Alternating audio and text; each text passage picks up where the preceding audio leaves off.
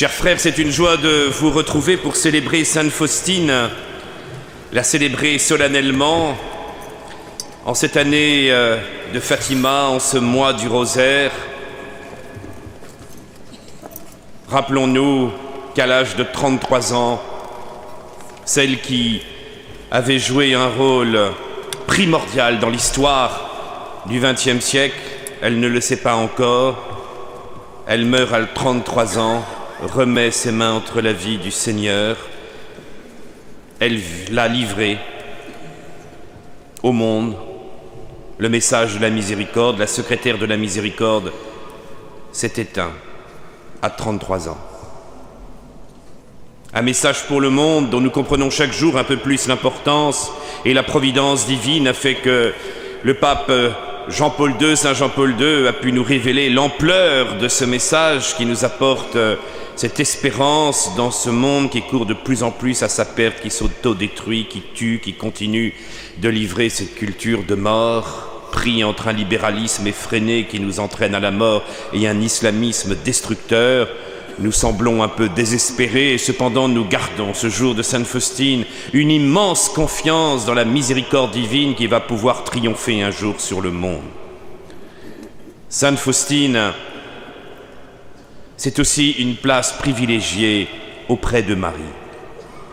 Alors, en ce mois d'octobre, mois du rosaire, en cette année de Fatima, l'anniversaire du centenaire de Fatima, je voudrais vous rappeler à quel point Sainte Faustine a été proche de Notre-Dame et comment elle nous a enseigné que Marie était véritablement cette mère de miséricorde et qu'elle était mère de ce mystère de notre spiritualité, de la vie du Christ en nous, que la dévotion à Notre-Dame, c'est une école de vie, c'est une véritable spiritualité qui n'est pas secondaire dans notre foi catholique. Se tourner vers Marie, c'est aller au cœur même de l'Évangile, c'est pouvoir comprendre à quel point Marie va nous aider à vivre profondément du mystère de la miséricorde. Il y a là un message essentiel. D'abord, dans l'histoire de Sainte Faustine, la petite Hélène Kowalska, lorsqu'elle a vu le Christ qui s'est révélé à elle lors de ce fameux bal, et qui lui a dit de tout quitter, de partir pour Varsovie,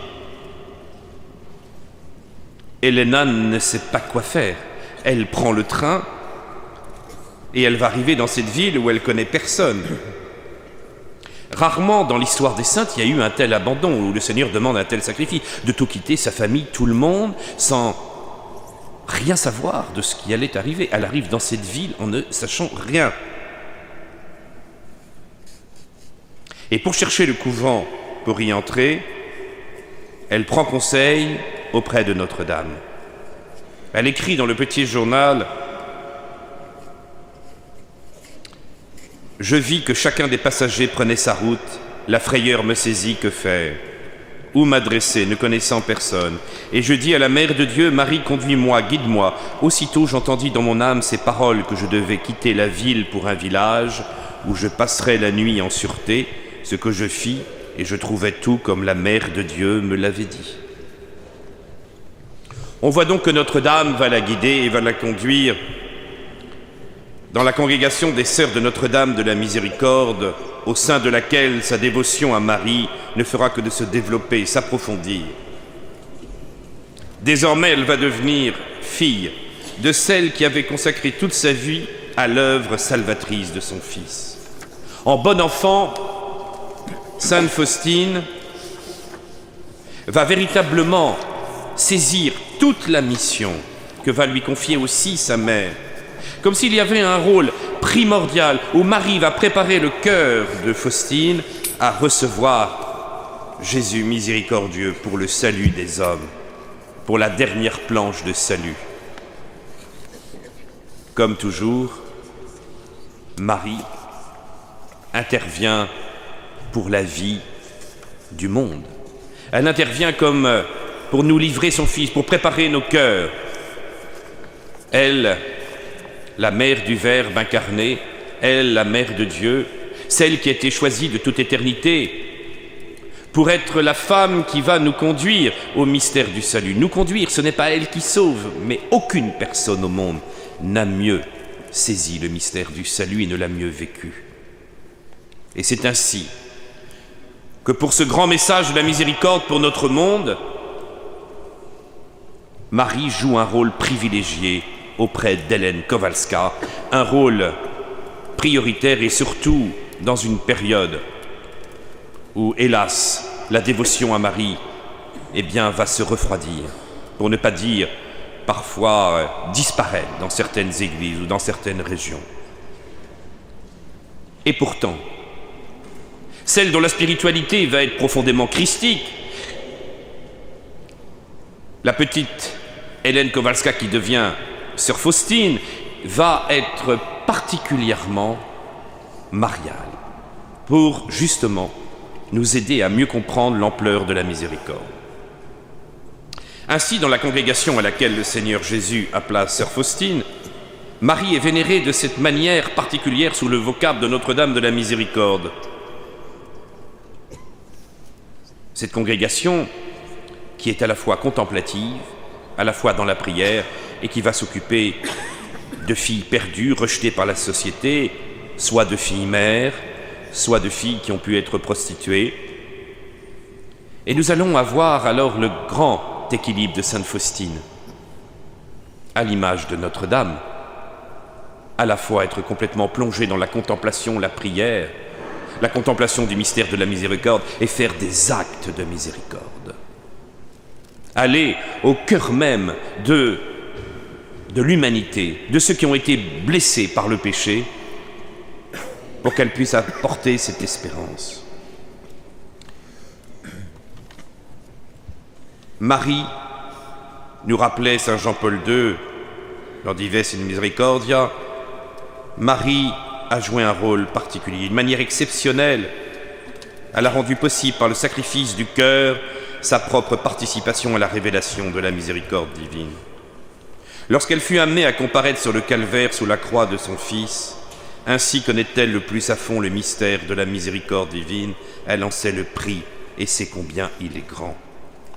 Marie, par sa participation cachée, mais en même temps incomparable à la tâche messianique de son Fils, a été appelée d'une manière spéciale à rendre proches les hommes cet amour qu'est son Fils, cet amour qu'il était venu révéler. Chers frères, si nous pouvions comprendre qu'au cœur de notre foi chrétienne, Marie va pouvoir ouvrir notre cœur, parce que puisque c'est elle qui, par son fiat, a accepté ce mystère du salut. Elle a accepté d'être cette mère de Jésus parce qu'elle n'a qu'un seul désir, faire la volonté de Dieu.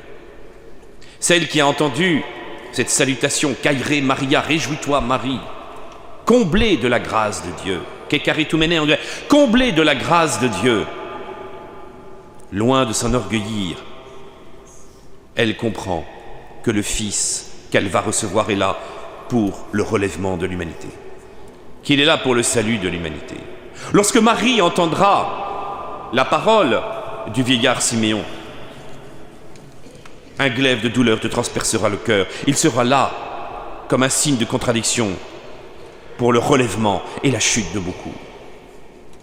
Relèvement, chute, signe de contradiction, glaive de douleur. Marie comprend que l'enfant qu'elle a reçu, ça ne va pas être une histoire toute rose, toute simple, que ça va être une véritable offrande. Une véritable offrande. Ce glaive sera toujours là, près de son cœur. Mais elle recevra totalement ce glaive, même si elle a eu cette épreuve de la fuite de l'enfant Jésus, comme pour préparer son cœur, mais la véritable glaive, la véritable douleur, Marie va l'expérimenter, évidemment, dans ce mystère de la croix. Et c'est bien qu'aujourd'hui nous ayons cette lecture en cette fête de Sainte Faustine, de ce cœur transpercé par Jésus, parce que Marie est là, et parce que la source de la miséricorde est là, Et parce que Sainte Faustine, si elle voit bien le Christ glorieux, duquel va sortir ces deux rayons de lumière, elle sait bien que cette victoire sur la mort n'a été possible que parce qu'il y a eu l'offrande de Jésus sur la croix. Et que ces deux rayons de lumière, c'est bien le sang, l'offrande de Jésus. Mais personne au monde n'a pu mieux vivre ce don, ce sacrifice, je vous le disais, que Marie. Parce qu'il n'y a eu aucun cœur aussi proche du cœur de Jésus que le cœur de Marie. Ainsi, aucune personne n'est plus proche de la miséricorde que Notre-Dame. Elle est donc mère de la miséricorde parce qu'elle est la mère de Dieu, parce qu'elle est la mère du Verbe incarné, parce qu'elle a accepté de recevoir cette personne de Jésus dont tout l'être est miséricorde. Alors Marie devient elle-même miséricorde parce qu'elle a compris totalement, peut-être pas encore totalement, absolument, parce que ça sera certainement dans la gloire du ciel, mais elle adhère totalement au projet de son Fils qui est ce projet de miséricorde. Ce n'est pas pour rien que c'est sur la croix que Jésus dit à Saint Jean, « Voici ta mère, et femme, voici ton fils. » C'est sur la croix que ça se joue, parce que c'est sur la croix aussi que Marie a un cœur miséricordieux, qu'elle accepte la torture épouvantable de son fils et cette mort horrible, parce qu'elle sait que c'est l'enjeu du salut de l'humanité, et qu'elle n'est pas dans la révolte, dans la violence, mais qu'elle le vit comme un don total. Cet anéantissement de Marie, intérieur et pour notre salut. Voilà ce que Sainte Faustine a pu comprendre et comment Marie est ainsi mère de la miséricorde. Dans le petit journal, au numéro 1746, Sainte Faustine dit par elle, « Comme par un pur cristal, ta miséricorde est passée jusqu'à nous. Par elle, l'homme est devenu agréable à Dieu. Par elle s'écoulent sur nous les torrents de toute grâce. » Ainsi, ce rôle privilégié de Marie à la source de la grâce, c'est-à-dire la croix, cette eau qui jaillit du cœur de Jésus, ce sang qui jaillit du cœur de Jésus, c'est-à-dire, comme le rappelle notre Seigneur à Sainte Faustine, c'est à la fois la vie de l'âme et la purification, c'est-à-dire la miséricorde qui va jaillir sur l'humanité. Il passe aussi à travers Marie. Bien sûr que Jésus est le seul médiateur et le seul sauveur, mais il veut que Marie participe à cette médiation. Il veut que Marie soit privilégiée, qu'elle soit la première et que son cœur soit comme un pur cristal. Alors n'ayons pas peur de la dévotion mariale, ne croyons pas ceux qui nous disent non, c'est tardif, c'est 19e, ça ne fait pas partie de notre héritage catholique, l'Écriture n'insiste pas. N'écoutons pas cela. Soyons fiers de notre foi et même vis-à-vis de nos frères protestants, montre-leur le rôle inouï et biblique de Marie. Ce rôle inouï, eh bien, elle est là, au pied de la croix, et le cœur de Notre-Dame reçoit ce sang du Christ et il passe à travers son cœur de cristal. Alors aussi à travers elle, ce sont des torrents de toute grâce, car ce sont des torrents de larmes peut-être pour Marie, mais ce seront des torrents de grâce pour nous. Marie, notre propre mère, mère de notre vie spirituelle. Sainte Faustine écrivait « Je vis la Sainte Vierge indiciblement belle, qui s'est approchée vers moi de l'autel, vers mon prie-Dieu, elle me serra contre elle et me dit ces paroles. Je suis pour vous une mère, par l'insondable miséricorde de Dieu. Ma fille, sur la recommandation de Dieu, je dois être de façon particulière et exclusive une mère pour toi, et je désire que toi aussi tu sois particulièrement mon enfant. » Nous voyons comment il y a une véritable filiation qui s'exerce dans cette relation aussi avec Marie. Marie va lui apprendre à être une véritable fille pour recevoir la grâce de Dieu. Marie est une véritable mère qui nous conduit par à travers toute sa tendresse, toute sa compassion, toute sa miséricorde. Elle nous conduit à ouvrir notre cœur à cette grâce. C'est donc un lien très personnel qui existait entre Sainte Faustine et Notre-Dame. Elle pouvait lui confier toute son existence. Sainte Faustine écrit « Ma mère et ma reine, je te confie mon âme et mon corps, ma vie et ma mort, et tout ce qui suivra, je dépose tout entre tes mains. » À la veille de la fête de Noël 1937, sœur Faustine écrivait « Après la Sainte Communion, la Mère de Dieu m'a fait connaître le souci qu'elle avait au cœur concernant le Fils de Dieu. Cependant, ce souci était empreint d'un tel parfum d'abandon à la volonté de Dieu que je l'appelle plutôt délice que souci. » Marie avait voulu faire connaître à Sainte Faustine tout ce qu'elle avait ressenti pour son fils. Vous voyez à quel point il y avait une communion de cœur entre les deux. Pour que quelque part Sainte Faustine puisse participer aussi à cette souffrance et donc tout le drame qu'avait eu Notre-Dame en sachant que ce glaive de douleur allait arriver. Elle a voulu que Sainte Faustine le vive dans son cœur. Et alors Notre-Dame va lui donner aussi la joie de l'Assomption. Sainte Faustine va expérimenter dans son cœur cette joie de la gloire de Marie et de la victoire donc de cette miséricorde. Chers frères, en cette fête de Sainte Faustine, renouvelons notre dévotion mariale. Pensons à dire notre chapelet tous les jours. Dans ces temps si difficiles, prions pour notre pape François, prions pour notre pays, prions pour la France, prions pour que les fléaux qui arrivent sur notre pays puissent disparaître. Aimez Notre-Dame, vivez toutes les fêtes de Marie avec une grande intensité et demandez à Marie qu'elle renouvelle notre cœur, notre pays, notre Église. La méditation et la contemplation de Notre-Dame nous aidera à vivre profondément de la miséricorde pour qu'un jour elle puisse nous conduire dans la gloire du ciel. Voilà ce qu'exprimait Sainte Faustine. Ô douce Marie, Mère de Dieu, sur toi je modèle ma vie. Tu es pour moi la lumineuse aurore, en toi je sombre avec ravissement. Ô Mère Vierge Immaculée, en toi se reflète pour moi le rayon de Dieu. Tu m'apprends comment aimer le Seigneur. Au milieu des orages, tu es mon bouclier et ma protection contre l'ennemi. Amen.